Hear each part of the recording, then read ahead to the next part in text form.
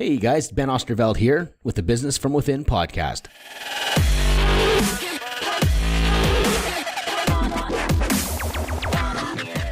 Hey guys, just wanted to kind of chat. I'm just waiting on some, I can maybe see the red carpet somewhere in the back there. We're just waiting on key release for this really nice couple. And I was just thinking, I was doing some coaching yesterday with some realtors across Canada. This particular guy was really asking me about the image that we need to portray as realtors. And I think it's an honest question, but it's the wrong question.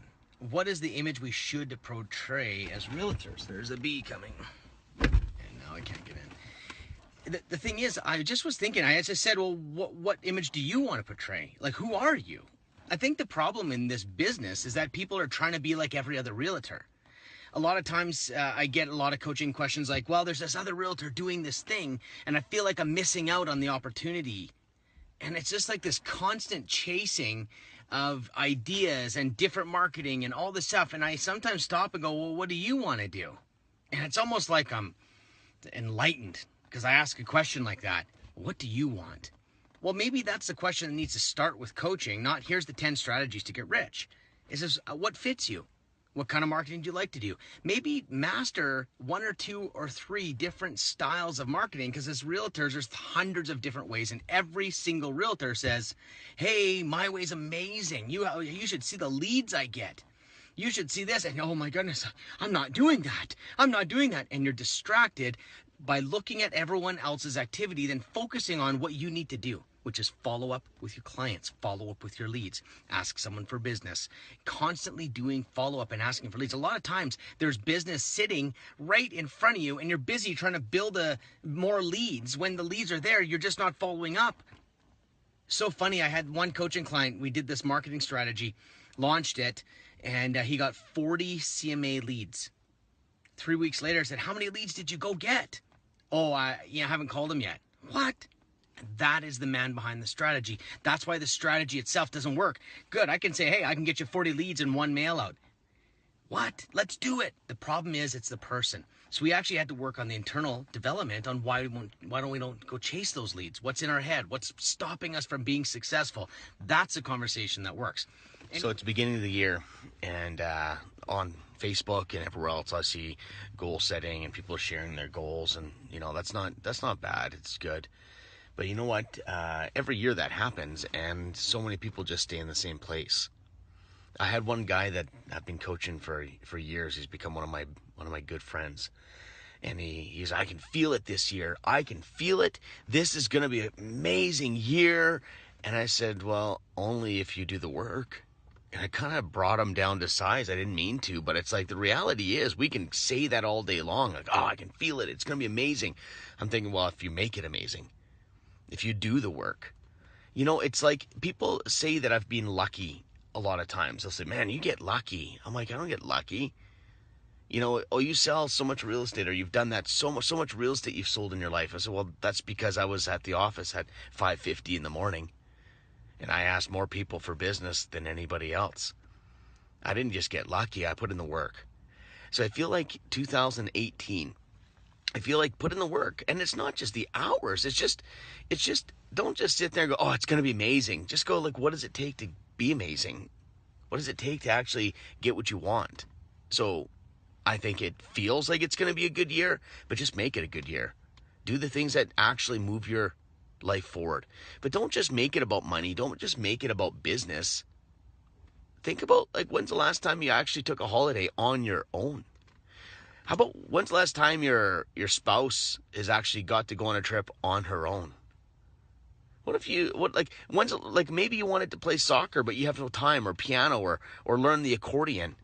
Like, these are the things that actually drive you. I play hockey, men's league, and I love helping people, and I love helping them with breakthroughs. And like, if I don't do the things that absolutely make me tick, I'm telling you, it's a boring life, and you won't get where you want. You might get somewhere, but it's not where you want to be.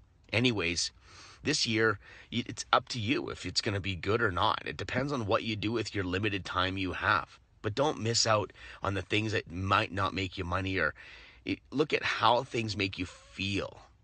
Like, do the things that make you feel good, not just all the things that move the needle forward financially.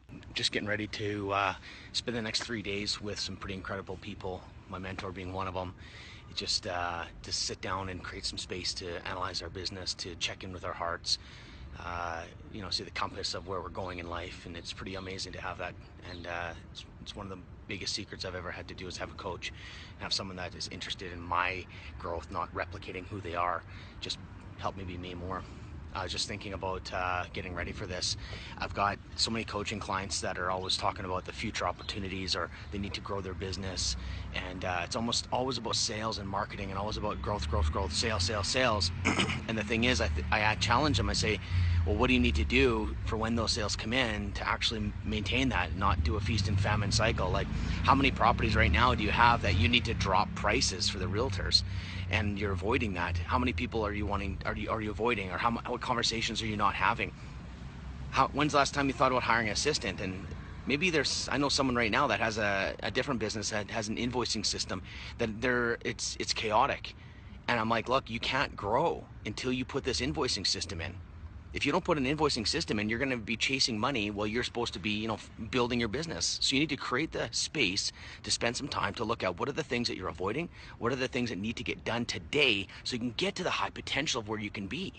If you just try to jump all the way through without putting the steps in, what you're going to do is you're going to hurt yourself, probably hurt your relationships around you, and at the end of the day, you're going to end up having success, but dysfunctional success. You'll have lots of money, but your relationships won't be strong. Maybe you're chaos in your business. You'll have to work twice as hard as everybody else. What do you need to do today? What is the things you need to do today to make your business go forward?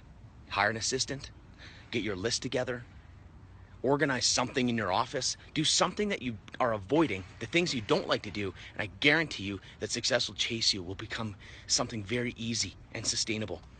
And you can have good relationships along the way. I was just thinking, what's the most important thing you can do this very second, especially as a realtor? And every day I sit down and I look and I go, what's the most important thing I can do with my time? And I try to do this, and even the coaching clients I work with, I get them to do a time budget. So every hour, on the hour for a day or two, what you want to do is track every single thing you do. You're going to realize you waste a ton of time, and you're like, the excuse of, oh, I'm too busy is just an excuse. So today I did it. I went through everything, the most important things for me to do, and I went out with my wife on a date. It was a little coffee date. It was super nice. I love you, Renee. Now I'm back to work. I'm looking at the lowest hanging fruit, and I'm looking at the long game all today. I just was working on my bookkeeping this morning. I try to do my receipts every day. I don't, but that is the goal. I'm just thinking about our mental view on money. And it's kind of interesting because we say, oh, we can't afford it. We can't afford it. As long as it's a large sum of money, oh, I can't afford it. But it's so crazy because we make money, we make good money, we work our butts off for every dollar, and then at the end of the year you look and go, where's my money? And then all I hear is, oh, I can't afford it, I can't afford it. And that's the pattern. Probably generations have been going on like that. Like, what are you going to do to change that? Well, I know that I got sick and tired of having that situation every single time that I made a good amount of money, I didn't have any left. And I was, where the hell is it going? And I just realized, did you know that if you save $40 a day, you will have over $14,000 saved by the end of the year? $14,000. What would you do with that? Like, it's crazy. I have a coaching program, and it's, I don't know, $8,500, $9,000. It works out to $28 a day to invest in yourself. It just blows my mind. We can't afford it. And it's just so awesome to think that we could look at business and look at our life backwards. Instead of looking at how do we make more money? How do we make more money? We need more deals. What if I just saved you $28 a day? You could have close to $10,000 at the end of the year. How simple is that? We're so busy growing when maybe we just need to reduce. And the same thing goes for time. Oh, I don't have time. Well, it's 6 in the morning right now, and I'm in my office working. Well, if you take 2 hours every single week, that's 2 times 5, 10, that's 40 hours extra of work time, or whatever time I get 40 hours more than most people. That's a lot of stuff. People go, how do you get so much done? You got 5 kids and, well, just wake up a little earlier.